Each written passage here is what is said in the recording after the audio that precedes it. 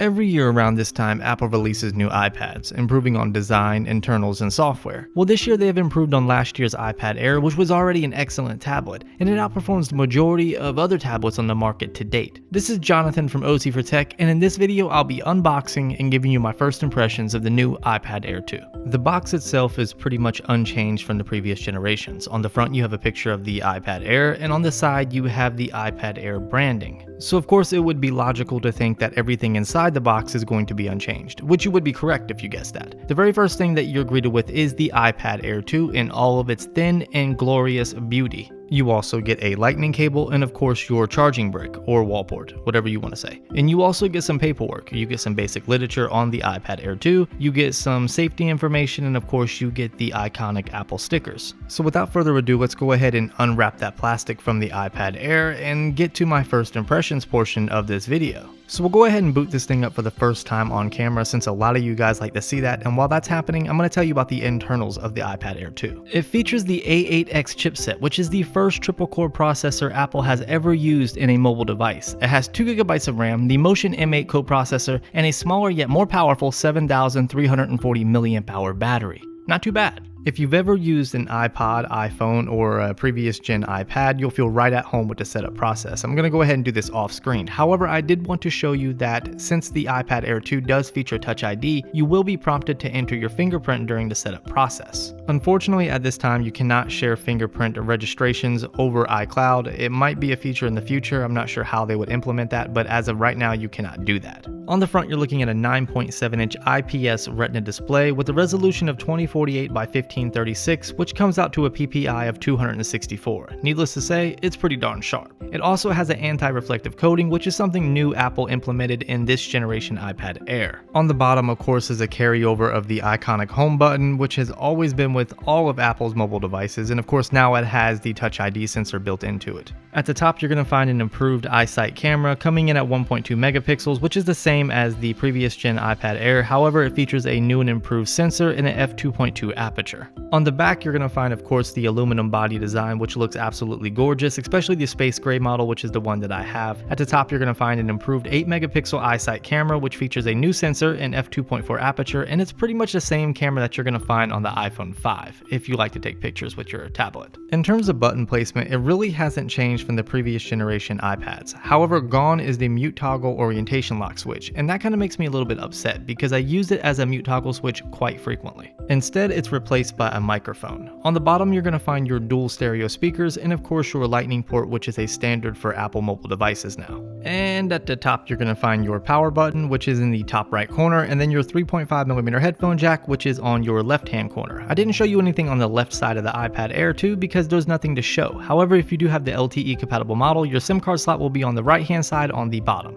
So the chamfered edges live on. Unlike the iPhone 6 and 6 Plus, the iPad Air 2 and the iPad Mini 3 still carry on the chamfered edges, which look fantastic. Not to say that there's anything wrong with the iPhone 6 or 6 Plus's design, however, I just prefer the chamfered edges because I love the way they shine. An iPad Air 2 first impressions video wouldn't be complete without the pencil reference. Well, here's my pencil reference. We all know the iPad Air 2 is thinner than a pencil, and that is crazy. It comes in at 0.24 of an inch or 6.1 millimeters thin, and that is insane. With the way Apple is going, we'll eventually just be holding a piece of paper with a screen on it. Do you guys remember when the iPad 2 came out and everybody praised it for its design? It was extremely thin, it was lightweight, and super portable. In fact, a lot of people replaced their current laptop with the iPad 2. I was in Coda school, and I remember at the time being one of those people. Well, check out the iPad Air 2 compared to the iPad 2. It's just crazy how far Apple has progressed with each iPad generation in terms of design. So on the front of the iPad Air 2, you have the anti-reflective coating, which of course you don't have on the iPad 2, so I want to demonstrate how well that works, and you can see there is a significant difference in reflections. It's running iOS 8.1 out of the box, so you're going to get the same experience that you would get on your iPhone or iPod. However, it does have a few tablet optimizations. Like I said at the beginning, this is a 16GB model. I was going to get the 64GB due to it being the best bang for your buck, but since this is actually my wife's iPad and she was adamant about getting a 16, I was SOL.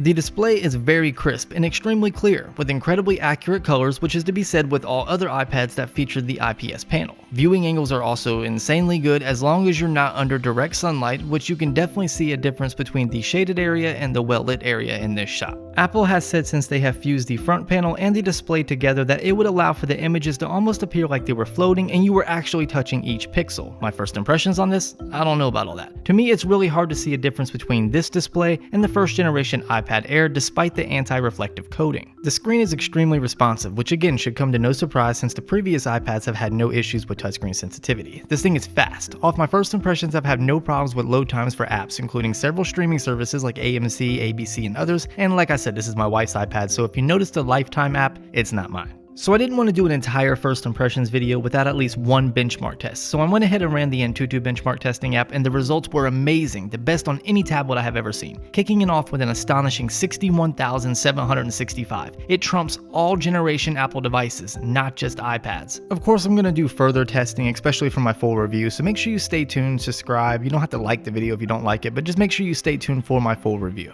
Apple keeps the same 4:3 aspect ratio on the iPad Air 2, so if you're accustomed to previous generation iPads, then you know what I'm talking about, as nothing has changed here. The multimedia experience will be excellent, one of the best that you can get on a tablet. No further testing is needed to jump to that conclusion since all iPads offer an excellent movie viewing, game playing, or web browsing experience. Same thing with productivity purposes, although that can be controversial. But the iPad Air 2 improves on all of this by being thinner, lighter, less than a pound to be exact, and faster. The camera software has also improved, and now for the first time ever you can capture slow motion 120 frames per second on your iPad Air, which can make for an awkward experience when you're using your tablet to do this.